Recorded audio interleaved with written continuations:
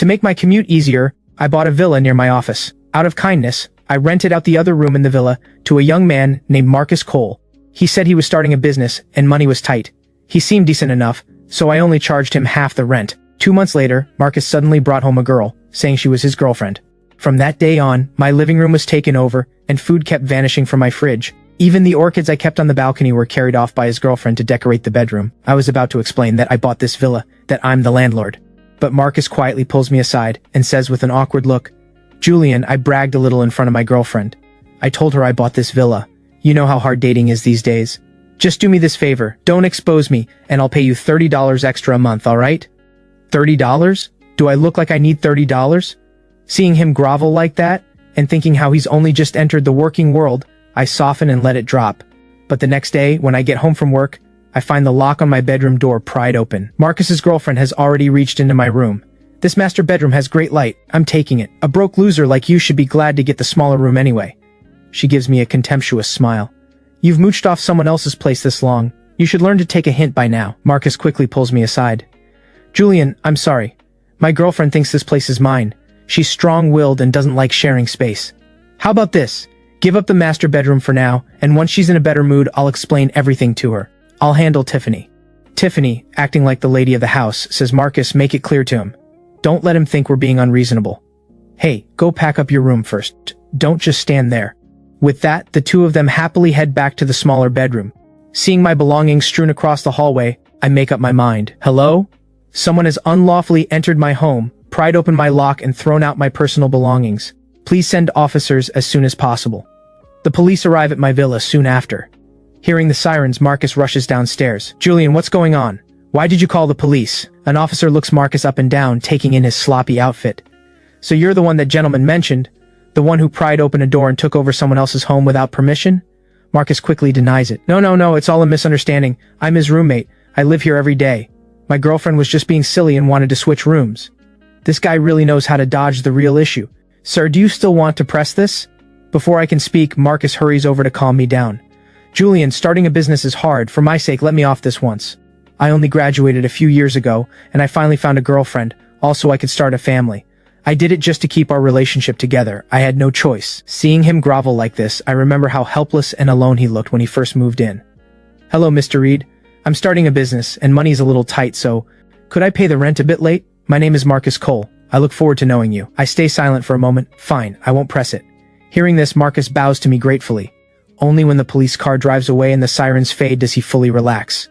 But there's nothing left to say to him now, and somehow it all feels like I brought this on myself. The next day, the house is spotless. Then Marcus comes out from the kitchen to greet me. "Julian, you're home. I cleaned up the living room and I took down the labels Tiffany stuck up too." I glance around. "Where's your girlfriend?"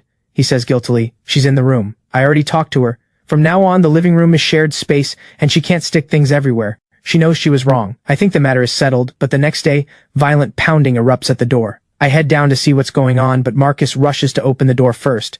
In comes a pack of rough types, all covered in tattoos. "Perfect timing, we've been waiting for you."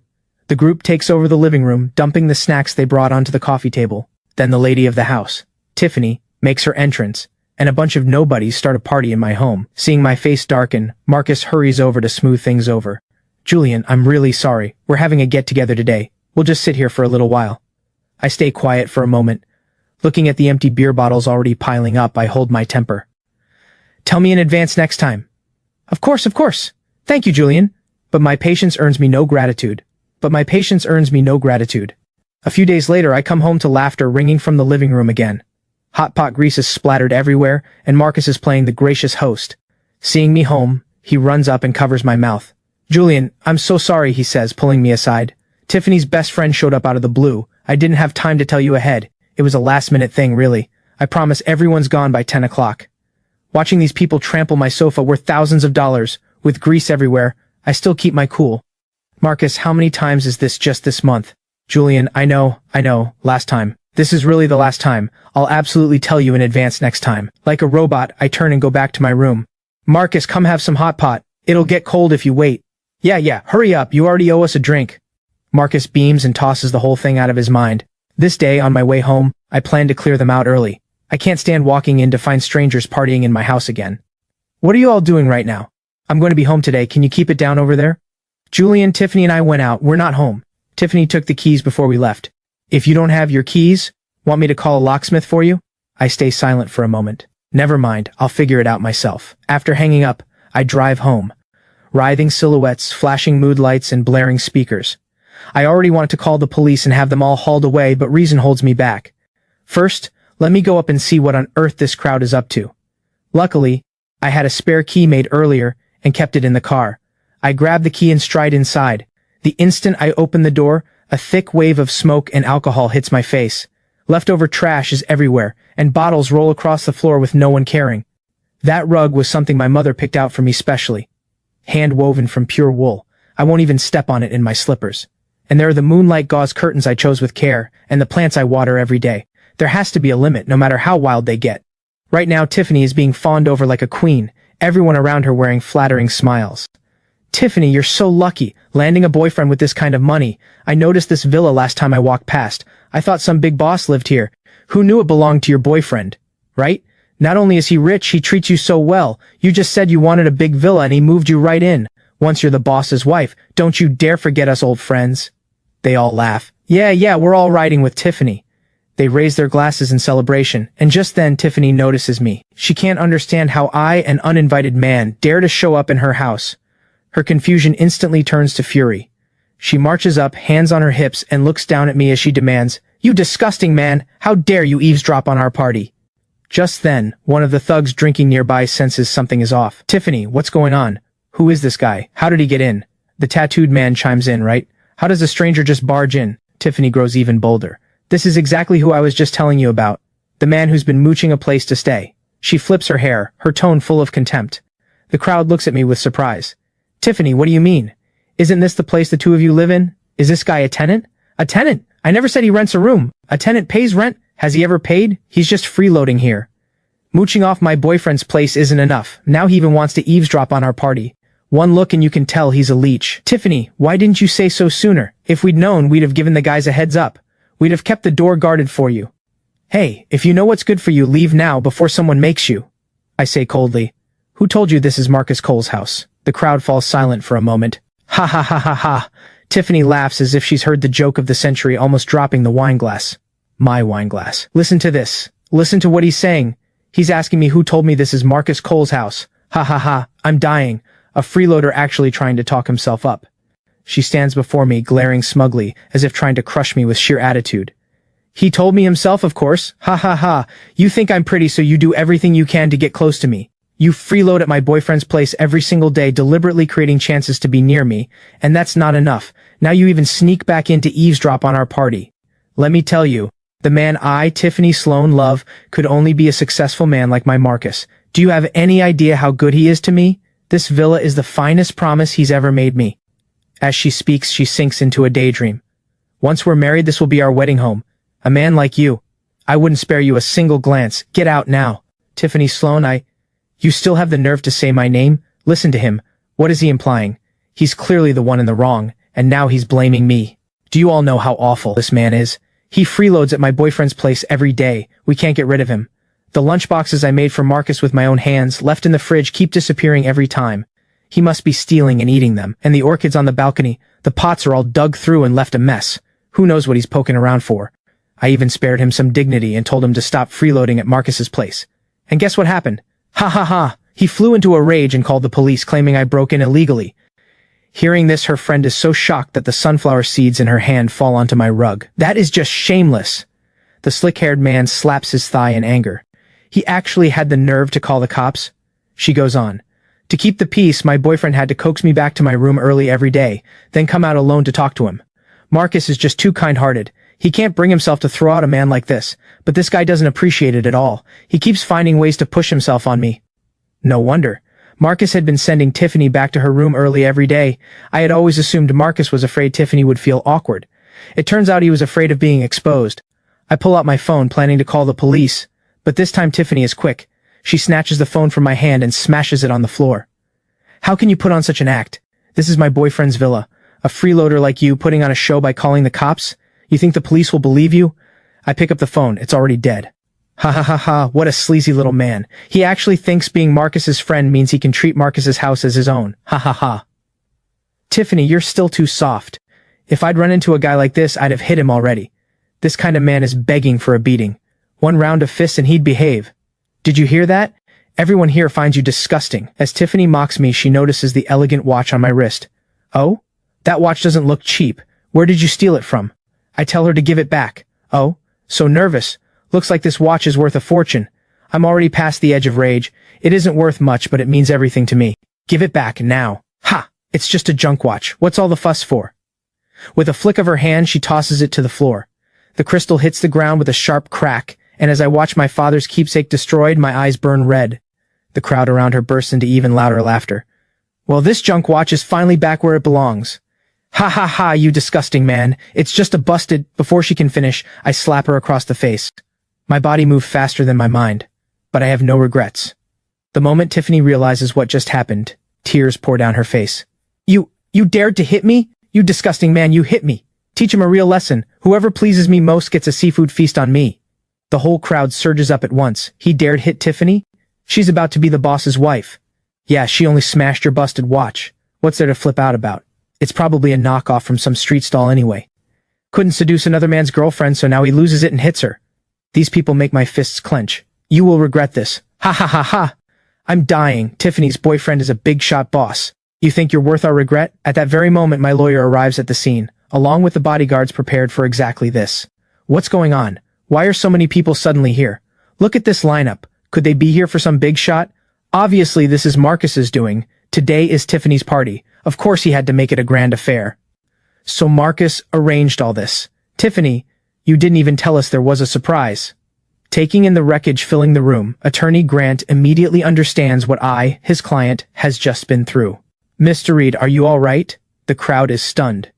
Mr. Reed? Ha ha ha. Did you all hear that? He actually called this guy Mr. Reed. Did you mix him up with someone else? This Julian Reed is just a broke tenant. His head is full of schemes to seduce the boss's girlfriend. He's the kind of man who only knows how to freeload in someone else's home, nowhere near anyone you'd call a CEO. You'd better open your eyes. Don't let yourselves get fooled. These days, hiring a few people to put on a show is easy. A few $dozen for some rented suits and you're done. Right, you've definitely got the wrong guy. Attorney Grant wipes his glasses, ignoring the crowd entirely. Mr. Reed, are you all right? The man standing before all of you is the legal owner of this villa, Julian Reed. But they still refuse to believe it until they hit the wall. This is getting more ridiculous by the second. You really commit to the act, don't you? The script is even halfway convincing, but if you're going to put on a show, do your homework first. If you came here to swindle us, at least find out who owns this house before showing up. Exactly. Even if you want to put on an act, make it convincing. If you're going to lie to people, at least find out who you're dealing with. Of all things, you hit a brick wall trying to fake my boyfriend's identity. Don't you know I'm the girlfriend of Marcus Cole, the owner of this villa? At those words, Attorney Grant turns and asks coldly, Marcus Cole? Isn't he Mr. Reed's tenant? Hearing this, Tiffany bursts into laughter again. Tenant? What nonsense are you spouting? Ha ha ha. How could my boyfriend possibly be a tenant? He's a millionaire, a successful man. He's this loser's landlord. This guy isn't even fit to be the wage slave paying Marcus's rent. Attorney Grant doesn't engage at all. Secure the scene. Photograph every damaged item for evidence. And contain everyone in this room. No one leaves. Yes, Attorney Grant. The staff begin photographing for evidence, and the sight throws Tiffany off balance. What are you doing? I'm warning you, don't come any closer. Mr. Cole treats Tiffany so well. You dare to mess with Tiffany? You actors had better know what's good for you. Right, you. It's not too late to leave now. Watching this unfold, Tiffany suddenly panics. What are you standing there for? Hurry up and call him. Call Marcus. The slick-haired man immediately pulls out a phone and hands it to Tiffany. Marcus, come quick. Someone's making a scene at the villa. Hurry up and come. Tiffany, what's going on? Tell me clearly. Who's making a scene? It's that loser who's been freeloading at your place this whole time. He suddenly brought people in and even hired a bunch of actors to put on a show. He's spouting nonsense, claiming he's the owner and that you're his tenant. On the other end of the line, Marcus falls silent. He isn't here, so he can't pull me aside and play the sympathy card now. Marcus, did you hear me? Why aren't you saying anything? When are you coming? Tiffany, I'm on my way right now. Just don't get into a fight with them. Okay, I'll wait. Just you wait. Marcus is coming right now. The lawyer asks whether I want my injuries treated first. I tell him to preserve the scene. We'll deal with it once Marcus arrives. Tiffany thinks everything will be fine once Marcus shows up. Keep acting. Keep it up. She glances toward the door. Once Marcus is here, let's see how long you can keep this up. By the time Marcus rushes in, it's already deep into the night. The instant he steps through the door, he sees the wreckage covering the room, and my shattered watch. Marcus, you're finally here. These people are bullying me. Hurry up and say something, tell them. All of this is yours, isn't it? Hurry up and say it. Marcus, what's wrong with you? Say something. Seeing this, the crowd presses in around him too. Mr. Cole, what are you doing, Mr. Cole? You're finally here. You've got to stand up for us and for Tiffany. Why won't you speak? Realizing he can't cover it up anymore, Marcus looks at me with the most wounded face. I never knew a man could be this shameless. Julian, please help me. Just cover the lie for me. In front of everyone, pretend I'm the owner and you're my tenant. Just this one time. I'm begging you. You know how hard things are for me fresh out of school. My father has been hoping I'd start a family. Tiffany, she's a great catch. And she treats me well. If she finds out I'm just a tenant, she'll definitely break up with me. Marcus, where do you get the nerve to say this to me? I snap at him. Julian, keep your voice down. Seeing how hard things were for you fresh out of school, I cut your rent in half. I went out of my way to be lenient, held my temper again and again. You wanted to pay rent late. I agreed without a word. You said your girlfriend would stay a few days. I didn't stop you. But what did you do? Day after day, you let your girlfriend throw her weight around in my house. You let her pry the lock off my bedroom door. You let her bring people in to lord it over everyone in my villa, hitting people, smashing things. What right do you have to ask me for help? Starting a business is hard. Your father told you to work hard because he wanted you to have a stable income. He didn't tell you to come ruin my house, and he certainly didn't tell you to use my villa to swindle women out there. Julian, I didn't trick, just what? Just told Tiffany you're the owner? Just brought her to my villa? Just told her this is your house? Just let her play lady of the house in my home? Marcus can't keep his face together anymore. Do you know what this is called? This is called Julian, I really know I was wrong. I just wanted to keep her so badly. My father farmed his whole life to put me through college. All he wants is to see me start a family. You wanted to keep her so badly, so you used my villa as a front? Did you ever stop to think what your actions did to me? I don't know if this guy understands plain words, but I keep going. They hit me. They shattered the keepsake my father left me. Marcus, after all this, what makes you think I should help you? Julian, I can pay. I'll pay. That watch was my father's keepsake. What could you possibly pay to make that right? Tiffany can see that things aren't going the way she imagined. What are you two muttering about? Tiffany rushes over. Is he spouting nonsense again? She shakes Marcus. Why aren't you fighting back? Why aren't you fighting back? Say something. What on earth did he say to you? Right now, Marcus stands there like a block of wood. No one can tell what he's thinking. Is he turning you against me? Or did he threaten you again? Don't be afraid. Whatever it is, just say it. Marcus takes her hand. Tiffany, stop talking. Tiffany stares in disbelief. What? Why can't I talk anymore? Have you really let this loser threaten you? Marcus, are you even a man? Someone slapped your girlfriend across the face and you're still defending him? Please stop talking. Things aren't what you think. Not what I think. Tiffany breaks down. Then what are they? Could it really be the way this loser said that you're his tenant? Marcus says nothing. Tiffany senses something is wrong, but still cannot bring herself to believe it. Words this absurd could only come out of a freeloader's mouth. Marcus, hurry up and slap them down. Tell us out loud. Who's the owner here and who's the tenant? Yeah, Mr. Cole, declare who you really are. Show them what it means to know their place. Yes, say it. Marcus, as if a needle were lodged in his throat, forces the words out with extreme reluctance. What they're saying is true. Tiffany's eyes redden. What did you say? Marcus repeats it with difficulty. What Julian said is true.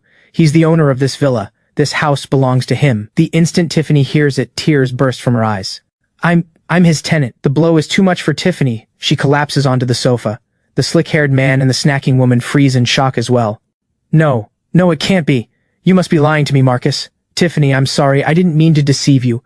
I just liked you so much. I was afraid that if you knew I was only a tenant, you'd look down on me. So I lied. So you really have been lying to me all this time. The truth hits Tiffany so hard she can't accept it yet. You told me you were a successful entrepreneur. You said you lived in a big villa. You said you were a millionaire boss. You said you were taking me to live in your villa, when in reality you were just renting one room from someone. Proud, arrogant Tiffany suddenly feels there's no hole deep enough to hide in. You made me say all those things in front of my friends. Now it's all a joke. All of it, a joke. Do you know what I told my friends? I said my boyfriend was a boss, a successful man, a man who owned property. Those photos you took of me, standing right in front of this villa, I sent them to my girls' group chat, sent them to my mother, sent them to every friend I have. They all said I was lucky, said I'd struck gold. And now you tell me you're just a tenant? How am I supposed to face my friends? How am I supposed to face anyone? Watching the two of them shouting and sweating it out in my home, I move things along. All right, enough. You want to fight, you want to scream, you'll have plenty of time later, but right now, there are a few things we need to make clear. First, without my permission, you pried open the lock to my bedroom and damaged it. That's unlawful entry. Second, you used my living room for your parties without permission, causing extensive damage to the furniture and belongings inside. That's unlawful occupation. Third, you concealed your real identity and used my villa as a front to deceive another person emotionally. That's fraud. Fourth, this is my father's keepsake, and your girlfriend has shattered it. You don't get to walk away from that either. Marcus panics. Julian, I didn't mean to. Please, let me off this once. I'll pay. I swear I'll pay. I'll give you my entire monthly salary, whatever amount you say. Get up. Marcus grasps at it like a lifeline. Julian, you're willing to forgive me? Forgive? No, I'm only telling you to stand up straight when you speak. As for how to handle this, that's a matter for the police. From this moment on, no more special treatment from me just because your life is hard. Realizing where things stand, Tiffany turns deeply respectful toward me. Mr. Reed, right? Mr. Reed, right? Today's incident was a misunderstanding. I didn't know this house was yours. You thought what? You thought I was a freeloader, so it was fine to hit people, fine to smash their belongings. Mr. Reed, I really was in the wrong. I apologize. But, look, I'm a victim too. I was deceived by Marcus too. If you want to hold someone accountable, hold him accountable, right? There's no need to blow this up. Let's settle privately. Whatever needs paying, I'll pay. All right?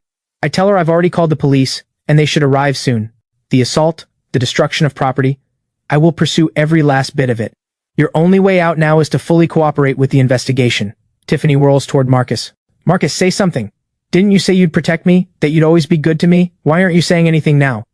Marcus gives a bitter smile. I can't even protect myself. How am I supposed to protect you? Soon the police arrive at the scene. Officer, these people slandered and assaulted me in front of everyone, trashed my villa, and destroyed my furniture. The officer scans the wreckage all around. They drank through my entire liquor collection. They shattered my father's keepsake. Every single one of these things, I refuse any mediation. I want this handled seriously. Understood, record the scene, take everyone in. Only now does Tiffany realize how serious this is, and her so-called friends instantly draw their lines. Officer, I didn't do anything. I was just here for a party. Yeah, we were just invited to sing. We've got nothing to do with this. Tiffany was the one who called us, but the officers pay them no mind and haul every one of them back to the station. Marcus glances back at the warmly lit doorway of the villa and lets out a long sigh. At the station, once the police finish the damage assessment, the total comes to 200,000 yuan, about 28,000 yuan. Please verify. I skim through it, looks about right, and sign. $28,000? How is that possible? We only drank a few bottles of liquor. How could that be worth that much? And how does the sofa and the rug get blamed on us? Who knows if they weren't already dirty?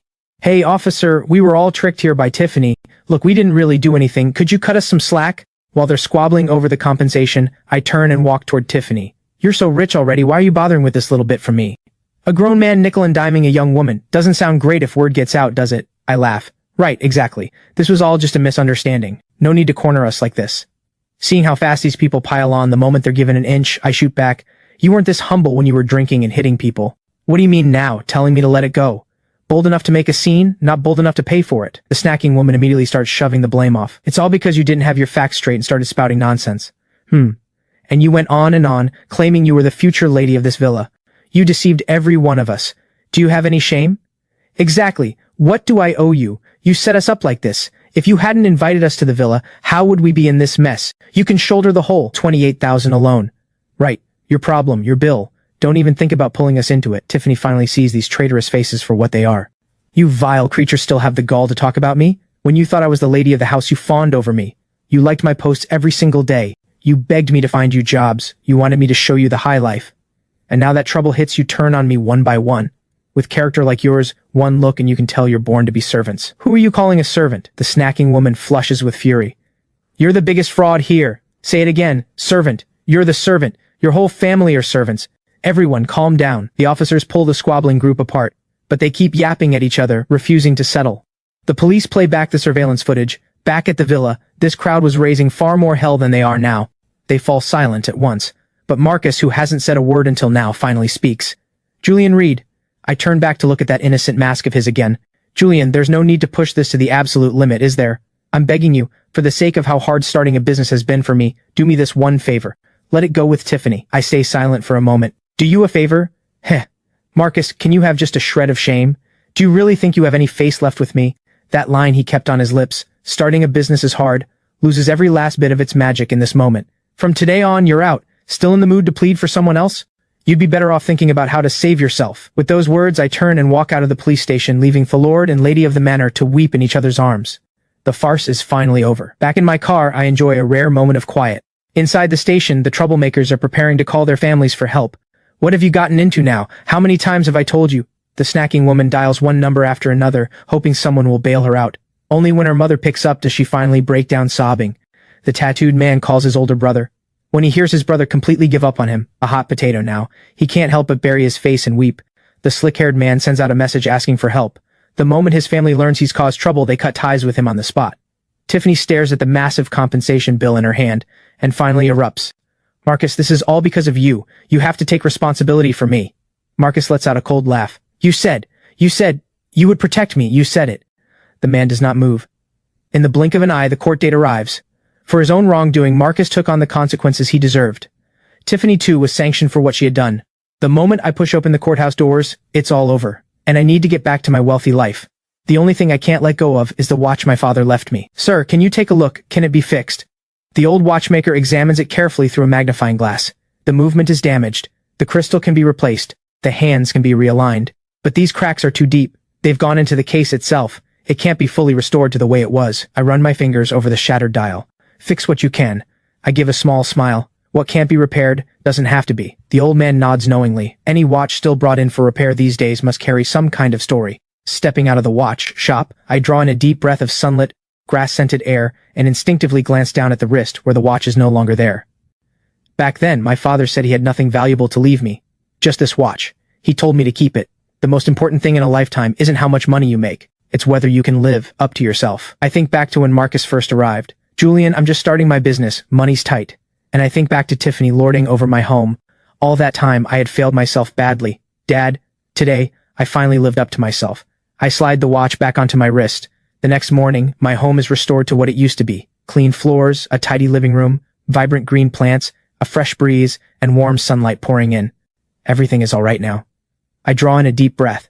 What needed mending has been mended. Sure enough, it really doesn't pay to be too soft.